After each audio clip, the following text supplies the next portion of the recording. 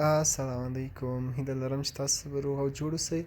په دې ویډیو کې غواړم چې څنګه کولی شو خپل د موبایل پاسورډ چینج کړو او یا هم سمارټ لاک دې په اړه باندې به خبرې کوو. نو راځو دې ته چې څنګه کولی شو خپل د موبایل پاسورډ چینج کړو. فنګر پرینټ همداسې فیس لاک، همداسې لیپس لاک، لیپس لاک او لکه سترګو لاک د مخ همداسې دا څنګه آن کولی شو. نو د دې لپاره به تاسې راشئ سیټینګ ته او سیټینګ کې به ښکته لاړ شئ. دلته لاک سکرین باندې به کلیک کړئ. کله مو چې لاک سکرین کلیک کړه، سکرین لاک ټایپ باندې به دلته هغه پخوانی غواړئ پاسورډ چینج کړئ، هغه پخوانی پاسورډ به ورکړئ کوم چې مخکې ورکړی و. او که چېرته ستاسو موبایل پاسورډ نه لري نو دا څه هېڅ درنه نه غواړي. دلته هغه پخوانی پاسورډ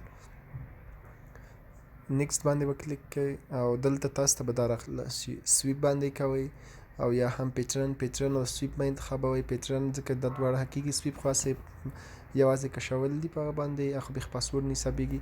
نو تاسو همیشه کوشش وکړئ چې پی آی ان او ډبل پاسورډ دغه دوه تاسو وکاروئ همیشه. نن که تاسو چېرته کلیک کړئ ستاسو د پاسورډ به هېڅ پاسورډ ونه لري البته موبایل. او دلته بایومیټریک دی، غواړي چې په فیس باندې ستا دغه خلاص شي. البته غواړي چې ستا په فیس باندې د موبایل خلاص شي، لاک خلاص شي. همداسې آیرس دی ستا په سترګو باندې لایرس.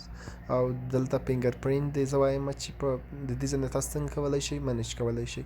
دا چې څنګه کولی شو فنګر پرینټ او لایر سپیس او دا شان څنګه کو څنګه پاسورډ دغه کولی شو، هغه به راتلونکي ویډیوګانو کې وایو چې بایومیټریک پاسورډ څنګه جوړولی شو.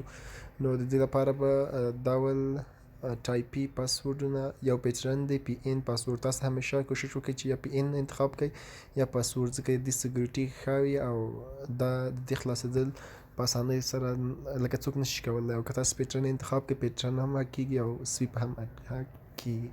نو کوشش وکړئ چې پی ان او پاسورډ وکاروئ خپل موبایل کې.